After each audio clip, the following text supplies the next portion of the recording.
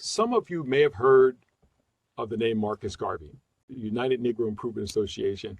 Garvey is an interesting person, and his movement has had ongoing inspiration within the Caribbean, also here in the United States. So Garvey is born in Jamaica, and he starts off his life as a person who is a working class Jamaican, and he's also extremely intelligent, and he's a great orator. He moves from Jamaica, and like many of his countrymen, he goes to Central America to work on a United Fruit plantation.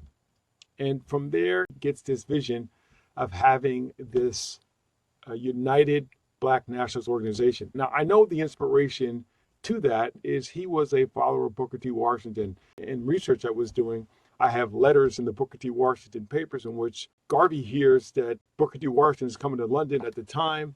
Garvey's in London, and he writes to Booker T. Washington and say, hey, when you get here, I'd love to meet with you. I'm a follower. I love what you're doing.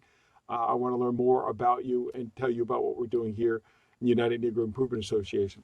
Then I have letters from Booker T. Washington, which many people might be surprised of because he's sort of being this ultra-conservative guy.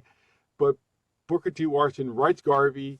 They exchange newspapers. Garvey's Negro World paper, which is published, by the way, in French, Spanish, and English, and it goes throughout the African diaspora from Central America to the Caribbean, parts of Africa, and United States. And then Booker T. Washington sends Garvey a copy of the Tuskegee student paper. So they're interacting, they talk with one another, and they get along quite well. In fact, Booker T. Washington says to Garvey, whenever you come to the United States, please come to Tuskegee so I can show you the work that we're doing here.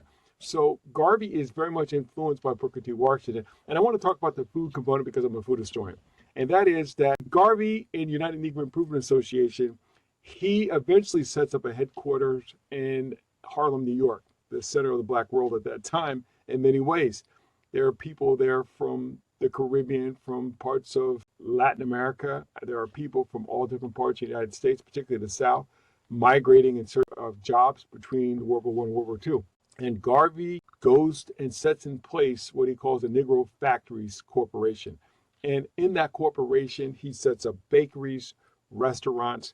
He moves to set up farms in different parts of the world. I mentioned Central America, in which there are Black owned and operated farms that he wants to buy different products from, produce from.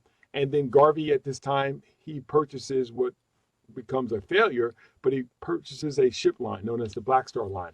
And he's going to use that line to go to different parts of Central America and other parts of the African diaspora, purchase fruits and vegetables, bring them back and distribute them and have those turned into canned vegetables, all kinds of things. So Garvey's got this very elaborate plan for Black economic independence.